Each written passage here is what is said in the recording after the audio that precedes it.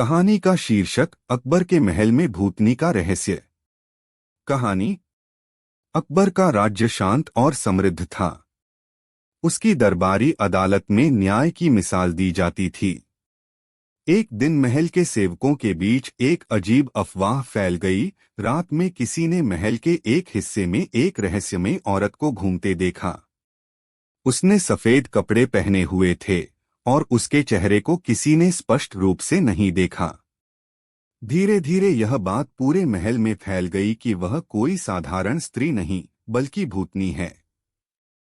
महल के पहरेदार, जो बहादुरी के लिए जाने जाते थे, इस बात से इतने भयभीत थे कि रात को उस हिस्से में जाने से कतराने लगे।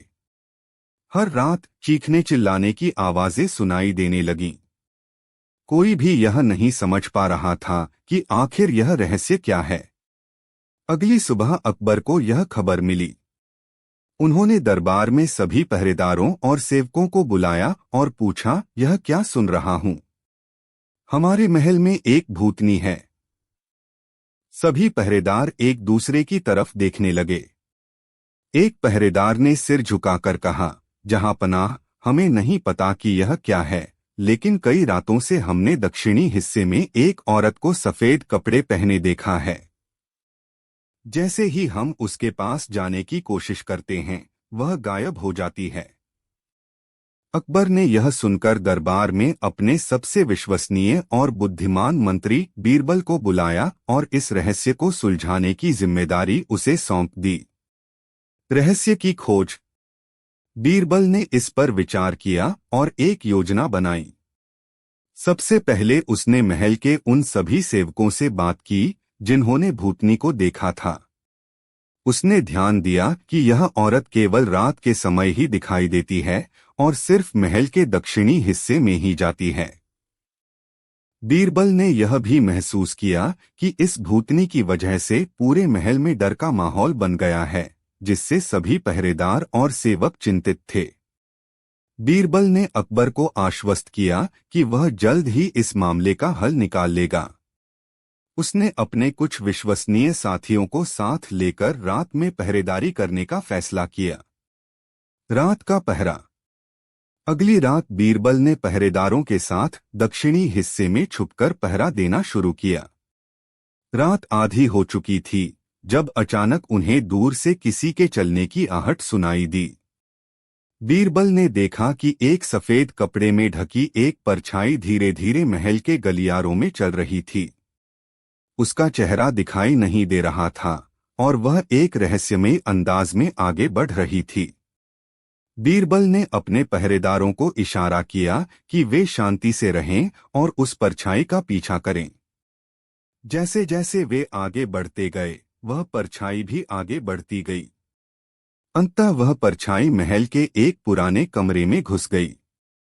बीरबल ने जल्दी से दरवाजा बंद कर दिया, जिससे वह औरत बाहर न निकल सके। भूतनी का सच सामने आता है। बीरबल ने उस औरत से पूछा, तुम कौन हो और इस तरह भूतनी का वेश बनाकर महल में क्यों घूम रही हो? पहले तो औरत ने कुछ नहीं कहा, लेकिन जब उसने देखा कि अब उससे बचना असंभव है, तो उसने रोते हुए कहा, मेरा नाम शीतल है। मैं यहाँ एक मजबूरी में आई हूँ। मुझे माफ कर दीजिए। मैं कोई भूतनी नहीं हूँ, बल्कि एक गरीब किसान की बेटी हूँ।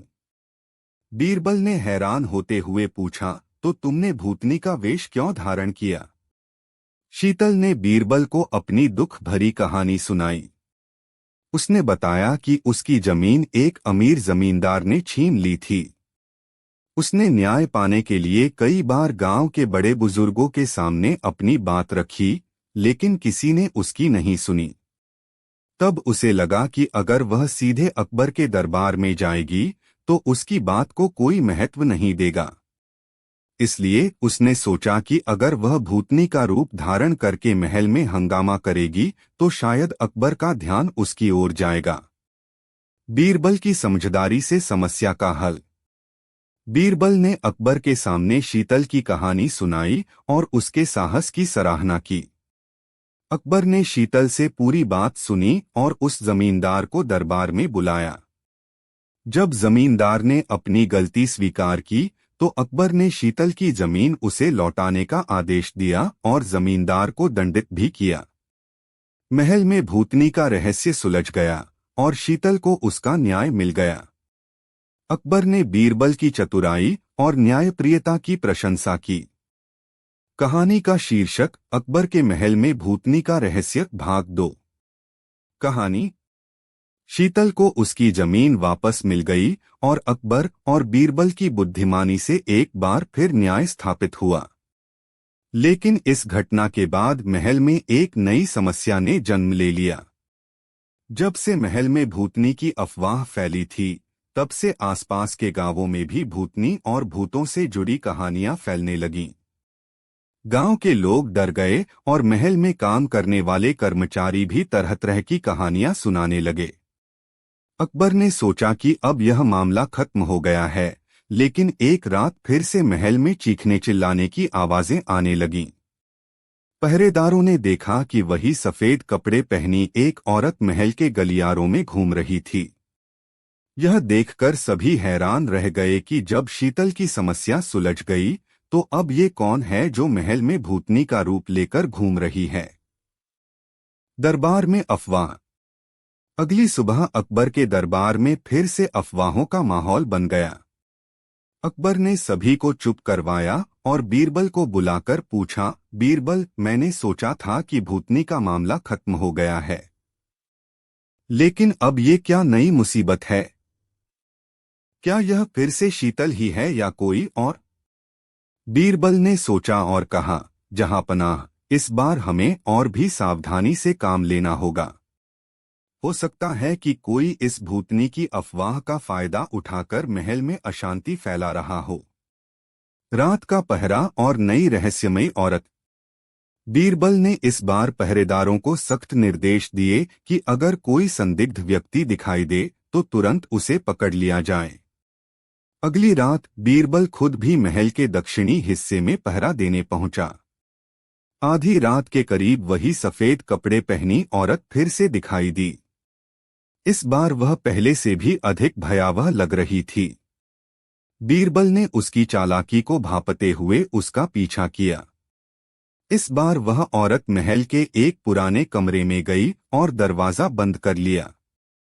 बीरबल ने अपने पहरेदारों के साथ दरवाजे को घेर लिया और धीरे से दरवाजे पर दस्तक दी। अंदर से कोई आवाज नहीं आई। बीरबल ने सोचा कि यह मामला पहले से अधिक जटिल है और उसने दरवाजा खोलने का आदेश दिया।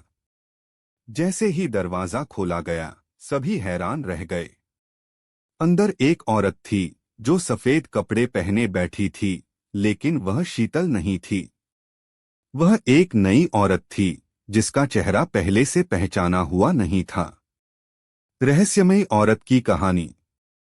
बीरबल ने उससे पूछा, तुम कौन हो और इस तरह से महल में भूतनी का वेश बनाकर क्यों घूम रही हो? वह औरत पहले डर गई और चुप रही, लेकिन जब उसने देखा कि अब उससे बचना असंभव है, तो उसने कहा, मेरा नाम चंदा है और मैं यहाँ अपनी बहन की मदद करने आई थी। बीरबल हैरान हुआ और पूछा, तुम्हारी बहन कौन है? चंदा ने बताया कि शीतल उसकी छोटी बहन है। उसने कहा, जब शीतल महल में आई थी तब मैं उसके साथ थी। उसने अपनी समस्या हल कर ली, लेकिन मेरी समस्या अभी भी बनी हुई है। मैं अपने गांव की जमीन खो चुकी हूं और उसे वापस पाने के लिए मेरे पास कोई चारा नहीं बचा था। इसलिए मैंने सोचा कि अगर मैं भी भूतनी का वेश धारण करूंगी तो अकबर बादशाह का ध्यान मेरी ओर जाएगा। अकबर और बीरबल का न्याय। बीरबल ने चंदा की पूरी कहानी सुनकर उसे अकबर के सामने पेश किया। अकबर ने उसकी बात सुनी और गांव के जमींदार को दरबार में बुलाया। जब जमींदार ने अपनी गलती मानी तो अकबर ने चंदा की जमीन उसे वापस दिलवाई। लेकिन इस बार अकबर ने दरबार में सभी को कड़ी चेतावनी दी और कहा, यदि किसी और ने भूतनी का वेश बनाकर डर फैलाने की कोशिश की तो उसे कड़ी सजा दी जाएगी। इसके बाद महल में भूतनी का भय समाप्त हो गया और गांव के लोगों में भी अकबर के न्याय की एक नई मिसाल कायम हुई।